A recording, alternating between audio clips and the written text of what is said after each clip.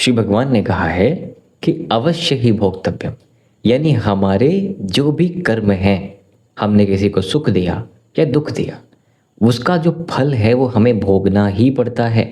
और एक अच्छा मनुष्य भी वही है जो अपने प्रारब्ध को स्वीकार कर ले, क्योंकि अगर आप एक्सेप्ट नहीं कर सकते जो लाइफ आपको मिली है, आपको पूरी ज़िंदगी ये अनसेटल्ड ही रहने देगा। इसलिए अपने वर्तमान जीवन को स्वीकार करिए और भविष्य के लिए प्रयत्न करिए। नियतम कुरु कर्म त्वं कर्म ज्यायो है कर्मणः। नमस्कार मित्रों, मेरा नाम है ब्रजेश मिश्र। मैं ज्योतिष और विज्ञान का छात्र हूं। आपका स्वागत करता हूं आपके अपने channel scientific astrology with Brajesh Mishra पर।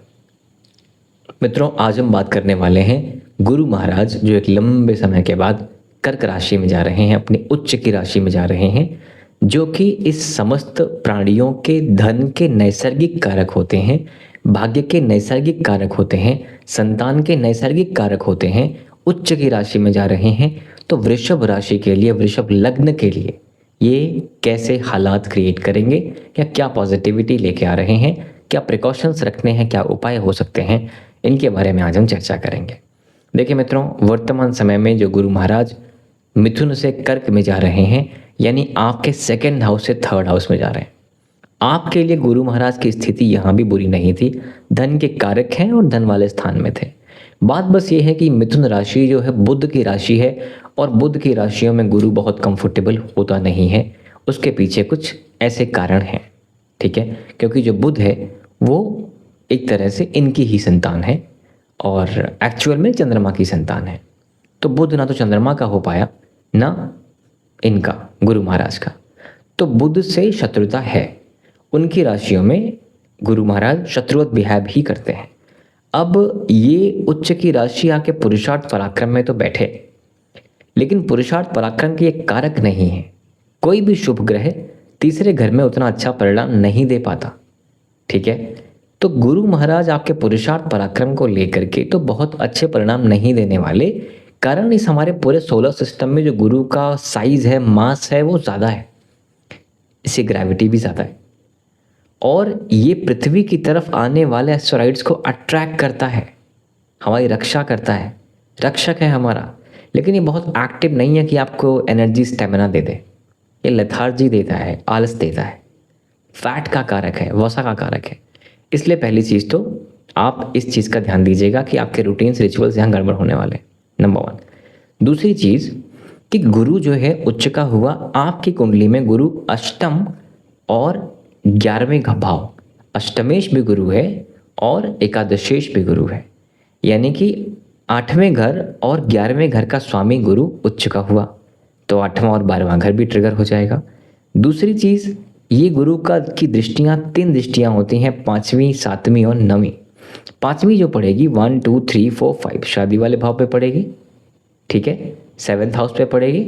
उसके बाद 7th के बाद 9th पर पड़ेगी, भाग्य वाले भाव पर पड़ेगी, और उसके बाद 11वें घर पर पड़ेगी, जिनमें से अगर देखा जाए तो 5-5 घर इस ग्रिप में आते हैं गुरु के, ठीक है। गुरु का उच्च होने से इन 5 भाव से संबंधित यहाँ पर बदलाव होने को मिलेंगे, ठीक है। अब देखिए, गुरु पुरुषार्थ पराक्रम की बात तो हमने कर ली। गुरु जहाँ बैठता, जहाँ को देखे, गुरु का बेसिक नेचर एक्सपेंशन है, ठीक है। छोटी यात्राओं का कारक थर्ड हाउस, स्ट्रगल का कारक थर्ड हाउस, आपके ऑनलाइन चीज़ों का कारक थर्ड हाउस, डिजिटल चीज़ों में आपको सहायता देने का कारक थर्ड हाउस। इसमें एक्सपेंशन, यानी कि डिजिटल मीडिया को लेकर के, ऑनलाइन स्टफ को लेकर आपको ये मदद तो करेगा, भाई बहनों के विस्तार में मदद तो करेगा। हो सकता है आपके सिबलिंग्स कुछ वंडर्स कर रहे हो लाइफ में, ये योग तो ये बनाएगा। सेम टाइम को आपको आलस देगा, लेथार्जी देगा, और स्वास्थ्य के इश्यूज भी क्रिएट कर सकता है, जिस बिकॉज आपका रूटीन बिगड़ जाएगा, डाइट बिगड़ जाएगी। तो अब 1 बाय 1 बात करें मित्रों, कि एक बात तो समझना पड़ेगा कि आपको एक्स्ट्रा एफर्ट डालना है, ठीक है, थर्ड हाउस के कारण, पहली बात।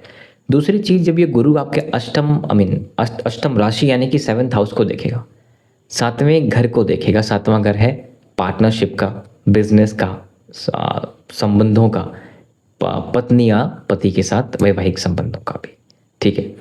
तो पहली बात तो गुरु के दृष्टियाँ अमृतमयी हैं। गुरु उच्च की राशि बैठा, अब सातवें घर को ये शुभता प्रदान कर रहा है। जिनकी शादी नहीं हुई है, शादी होने के योग, जिनके संतान नहीं हुए हैं, संतान होने के योग, परिवार वृद्धि के योग, पार्टनरशिप में वृद्धि के योग, और आपके कंपनी को, बिजनेस को लेकर के ग्रोथ के योग भी यहाँ पर दिखते हैं।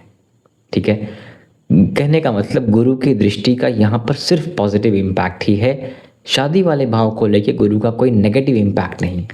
हाँ, ये अलग बात है कि आपका लेथार्जी, आलस, हैबिट जो खराब हो रहा है उसका इम्पैक्ट पूरे लाइफ पे पड़ेगा, तो शादी पर भी जाएगा। लेकिन सिर्फ शादी वाले भाव को लेकर देखा जाए तो गुरु कहीं से कोई नेगेटिविटी नहीं दे रहा है, पॉजिटिविटी दे रहा है। ये गुरु का इम्पैक्ट आपके भाग्य भाव पर भी है। भाग्य भाव पर गुरु का इम्पैक्ट पड़ने का मतलब आपके भाग्य में वृद्धि। हालांकि यहाँ पर भाग्य में जो राशि है वह मकर, वो गुरु की नीच राशि है, तो गुरु की दृष्टि यहाँ की नीच की हो जाएगी। फिर भी नीच का भी होने का मतलब, नीच भंग का मतलब ये होता है इनिशियली आपको तकलीफ देता है, बाद में सब ठीक करता है। तो भाग्य को लेकर के, धार्मिक यात्राओं को लेकर के, ट्रैवल को लेकर के, प्लान्स कैंसिल होने को लेकर के, पोस्टपोन होने को लेकर योग तो हैं, लेकिन भाग्य को लेकर समय के साथ चीज़ें ठीक होती जाएंगी। ठीक है, पिता के लिए भी चीज़ें ठीक होती दिख रही हैं। अब ये गुरु का इम्पैक्ट आपके इनकम वाले भाव पे है, जिसका ये स्वयं स्वामी भी है। मित्रों, इनकम वाले भाव को देखेगा गुरु तो वृद्धि का कारक है, उसको बढ़ाएगा, एक्सपेंशन की तरफ लेके जाएगा। 11 मगर आपके सिबलिंग्स का भी है, बड़े भाई बहन का, उधर एक्सपेंशन है। आपके नेटवर्क का भी है, दोस्ती यारी का भी है, उधर भी एक्सपेंशन है। कामनाओं का है, लाभ का है, कामनाओं की पूर्ति का भी है, उधर भी एक्सपेंशन है। तो कहने का मतलब गुरु का तीसरे घर में बैठ के इनकम वाले भाव को देखना काफ़ी अच्छा और बहुत शुभ माना जा रहा है। ऑनलाइन स्टफ में लाभ आपको दिख रहा है, शादी में लाभ दिख रहा है, पार्टनरशिप में लाभ दिख रहा है, ट्रैवलिंग आपकी होती दिख रही है, एक्स्ट्रा एफर्ट डालना पड़ रहा है, इनकम भी आपकी होती हुई ठीक दिख रही है। तो ये तो था गुरु का इस जगह पे बैठना और इन भावों को देखना। मित्रों, जहाँ पे गुरु आपके इनकम को देख रहे हैं ना, वहाँ पे शनि बैठा हुआ है 11th हाउस में, और शनि का बेसिक फिनोमेना है। शनि का बेसिक फिनोमेना ये है, कुछ भी चाहिए ले लो, मैं देने को तैयार हूँ। वंडर्स से वंडर्स करने हैं, वो भी मैं करने को तैयार हूँ। एक छोटी सी रिक्वायरमेंट है, वो है आपकी योग्यता। किसी भी चीज़ में शनि से कुछ चाहिए अगर आपको, तो अपनी योग्यता सिद्ध करिए और लेके जाइए। शनि देने में पीछे नहीं हटता। तो इनकम वाले भाव में शनि बैठा हुआ है। मित्रों, शनि जहाँ बैठता है उस भाव को लेकर दिक्कत नहीं करता, लेकिन शनि जहाँ देखता है वहाँ पे दिक्कतें करता है। फर्स्ट हाउस को देख रहा है, मेंटल हेल्थ को लेकर ज़रूर ध्यान दीजिएगा, स्वास्थ्य को लेकर ज़रूर ध्यान दीजिएगा, गैस्ट्रिक इश्यूज़ को लेकर ज़रूर ध्यान दीजिएगा। फिर भी उस भाव को लेके, इनकम वाले भाव को लेके आपकी योग्यता सिद्ध करनी होगी, कर्म करना होगा। जो कुछ आप पाना चाहते हैं, अर्न करना चाहते हैं, उसके लिए आप क्यों एलिजिबल हैं ये स्वयं को सिद्ध करना होगा। और सिद्ध करने के बाद फिर चीज़ें आपकी वंडर्स की तरफ जाएंगी, यानी इनकम में कोई रुकावटें एज सच फिर नहीं मिलेंगी। ठीक है मित्रों, अब बात करते हैं क्या सब वृषभ राशि के लिए ये धन का ही पूरा पिटारा खुलने वाला है, इनकम खूब वंडर्स होने वाली है? उत्तर है कि नहीं। हर किसी की अपनी यात्रा, हर किसी का अपना पूर्व कर्म है, हर किसी का अपना प्रारब्ध है। लेकिन ये दशा बदलने पे, गोचर बदलने पे होता ऐसा है कि आपको ऐसा एटमॉस्फेयर बना के ये परिवर्तन दे रहा है। और आपके भाग्य को देखना तो भाग्य के लिए अनुकूल व्यवस्था तय कर रहा है, लेकिन भाग्य किस में साथ देगा, है ना। इसलिए आपको उस लायक कर्म करने पड़ेंगे। तो जिस भी तरह की दशा आपकी चल रही है, जिस भी तरह के डोमेन में आप काम करते हो, जिस भी तरह की आपकी कैपेबिलिटी है काम करने की, उसमें आपको भाग्य का साथ मिलेगा। एक व्यक्ति एग्जाम्पल के लिए, जिसका वृषभ राशि है एग्जाम्पल के लिए, ठीक है, एक व्यक्ति कुछ ज़मीन में खूंटा गाड़ रहा है, एग्जाम्पल के लिए खूंटा गाड़ रहा है, ठीक है। दूसरा व्यक्ति वहीं पर कोई बहुत बड़ा काम कर रहा हो, लेट्स से माइनिंग कर रहा है। भाग्य का साथ अगर मिलेगा तो उस व्यक्ति का खूंटा गड़ जाएगा और उसको शायद कोयला, सोना, चांदी, डायमंड कुछ मिल जाए, है ना। तो छोटी सी बात है कि कहाँ पे आप खड़े हैं, साथ तो मिलेगा भाग्य का, लेकिन वही मिलेगा जो आप देख रहे हैं, है ना। तो क्वांटम ऑब्जर्वर इफेक्ट यही तो होता है ना, जैसा आप ऑब्जर्व करेंगे लाइफ वैसी बनेगी। तो ये तो हो गया मित्रों परिस्थिति। अब बात करेंगे उपाय।